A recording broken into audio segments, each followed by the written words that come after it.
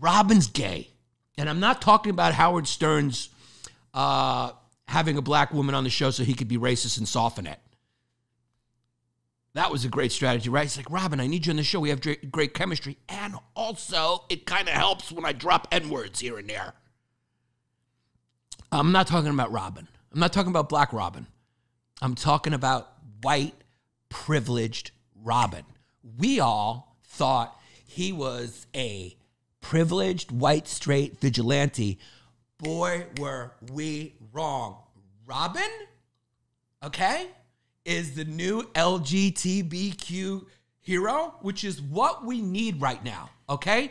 What we need right now during a global pandemic that's probably from an engineered pathogen, while China has surreptitiously taken Hong Kong, while they're running drills with Russia on the border of Afghanistan and forming a military alliance, while their economy is the only major one to grow in 2020, while they put ethnic minorities in fucking re-education camps and slaughter their own people, while they seek to dominate that hemisphere, we need to be figuring out what is a boy. And what is Robin's sexuality? Now, Bert and Ernie, we know that those two guys like Tina Turner musicals. That was obvious. Bert and Ernie slept in the same room. They were two gay guys in the 50s. Okay? We know Bert and Ernie are gay. But Robin is gay? Now, don't get me wrong, cuz. I mean, he's got nice legs. I mean, those old school 1970s TV shows, bam, pow. Those were a little confusing because as a developing heterosexual male, you like watching Batman and Robin, but the kid's got stockings on. And he had nice shape to his legs. And Robin was always Robin looked like a trans male. A little bit. Okay? Or at least kind of Ben Shapiro-ish, like he transitioned a long time ago. Ben Shapiro has kind of that voice where it's kind of like, we represent the lollipop kids. I love when you talk to a trans man, because you're like, hey, man, you're like, what's going on, dude? Because you were like, had testosterone since you were 0, whatever. And he goes, what's up? How you going? My name's Sam. You're like, what's going on? You're like, yeah, just lifting weights and, just being a guy, being a guy. Washed my pussy yesterday, but I'm a guy.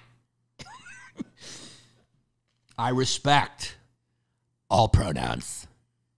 I respect all pronouns, especially Zooey. I think Zooey's one of them now. So Robin is gay. That's the new Batman story, is that he's starting to figure out his feelings for some guy who he's friends with. I don't listen to cartoons, and I didn't collect comics like Jesse did when he was a kid because I'm not a fucking geek. I was jerking off the Calvin Klein ads in magazines. I'd have 3 of them open, and I'd stand over them like that, looking at Cindy Crawford, looking at Naomi Taylor, looking at that.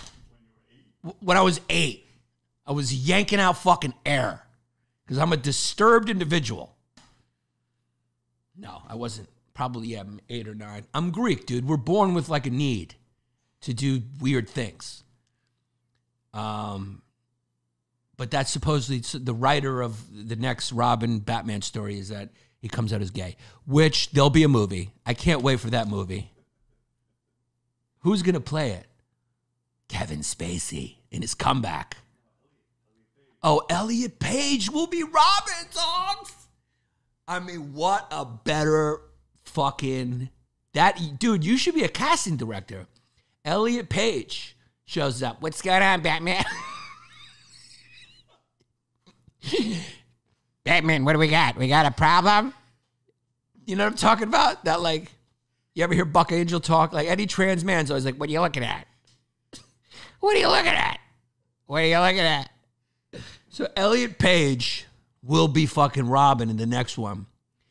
And, like, Batman will have to go kill some bad guys, and he'll be calling Robin, right? But Robin will be just, like, at a disco with his shirt off, and he won't hear it because he'd just be in one of those like shirtless discos in DC.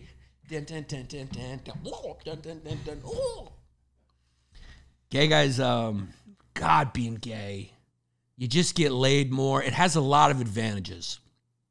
And Robin apparently has those advantages. So what I like is I read on Twitter, the author, mentioned this. The person who wrote him in as LGBTQ, who I assume herself is also LGBTQ. And, so she said, because apparently he's got a girl too, right? You would know, because you fucking like this shit, right? Isn't he in love with a woman? Because she said in one of the tweets, she goes, because she didn't want to make him seem like a bad person cheating on his wife, right? Because then we'll get into that too. We'll get into that. There's a lot of that virtue signaling that I love. When you find hypocrisy, it's just fun. And you can always go, what's the tell us? We'll get into that in a second. But yeah, so she said in her tweet, she goes, Robin is just discovering. He's having feelings about one of his friends, who's a guy. He still has very strong feelings for whatever girl he's supposedly with or is his fiance, because she didn't want to make it seem like he was being, she wanted to keep it wholesome. And she said, I did this because sexuality is often a journey. Sometimes it's a journey. If you live in a repressed place, okay, if you grow up, let's say in Iraq, okay, and you find that you'll find out you're gay quicker because you'll be able to just see guys quicker. You don't really see women for a long time if you're in Iran. Okay, so a lot of guys probably don't even know they're heterosexual because they've never even seen a woman's body. So the first body you see naked is guys. So you could go on a journey there.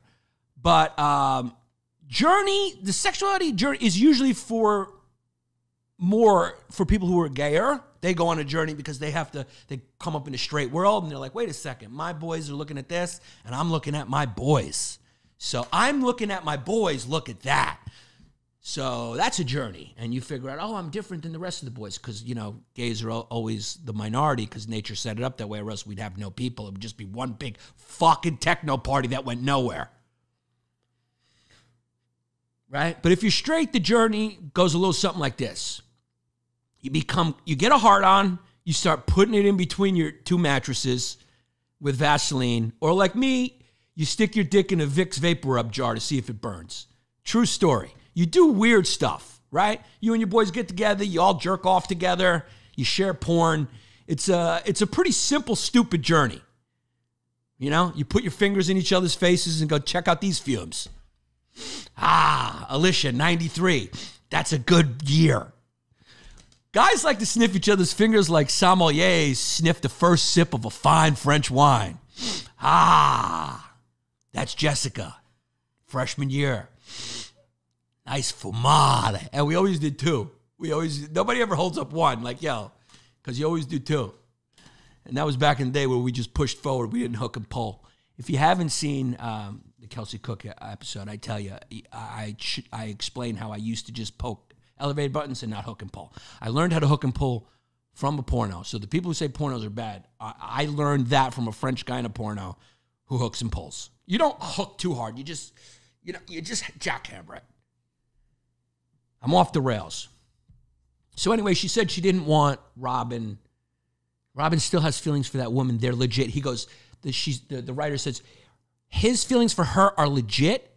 He's just having these mixed feelings. And she wanted to just write this storyline about Robin being gay because often sexuality is a journey. So there you have it. So she didn't want to make it seem immoral. On the one hand, she wants to do this, but she doesn't want people to feel bad for him being in a phony relationship with a beard. Okay, whatever his fiance's name is, not just a beard. His feelings are real, and she knows because she's making this up. It's a fucking fiction cartoon.